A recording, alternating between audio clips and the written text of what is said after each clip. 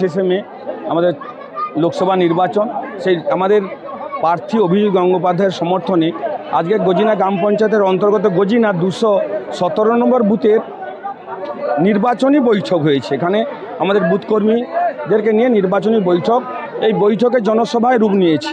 দেখলাম বহু মানুষের ঢল। এটা আমাদের প্রমাণ করে যে প্রত্যেকটা বুথ থেকে আমরা লিড পাবো। আজকেই আমরা শুভ সূচনা করলাম গজিনা এই নির্বাচনী গ্রাম পঞ্চায়েত এলাকায় নির্বাচনী বৈঠক করা শুরু করলাম। প্রথমে আমরা আজকে গজিনা 217 নম্বর বুথের বৈঠক দেখেছিলাম। আপনারা তো দেখলেন উপচে পড়া ভিড়, এখানে মানুষ এত উপস্থিত হয়েছে। আরও মানুষ আমাদের সাথে যোগাযোগ রাখছে। বহু মানুষ আগামী দিনে আপনারা দেখতে পাবেন, বহু মানুষ বিজেপি দলে যোগদান করবে, যা আমাদের উৎসাহিত করছে। আগামী 2024 সালের লোকসভা নির্বাচনে আমরা গজিনা গ্রাম পঞ্চায়েত থেকে মিনিমাম 5000-এরও বেশি লিড করতে পারবো আশা রাখছি। এবং সেই সাথে আপনাদেরকে স্মরণ করে রাখছি, মিলিয়ে দেখবেন এই গজিনা গ্রাম থেকেই 1000-এরও বেশি ভোটে আমরা লিড করব।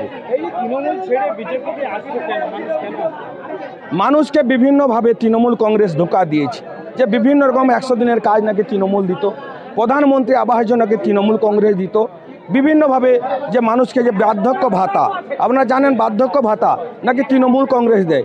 যেই বার্ধক্য ভাতার 1000 টাকার 800 টাকা কেন্দ্র সরকার দেয় আর 200 টাকার রাজ্য সরকার দেয়। বিভিন্নভাবে মানুষকে ধোঁকা দিয়েছে, ভয় দেখিয়েছে যে তোমার বার্ধক্য ভাতা কেটে দেবো, তোমার প্রধানমন্ত্রী আবাস যোজনার বাড়ি দেবো না, তোমাকে 100 দিনের কাজে নেওয়া হবে না।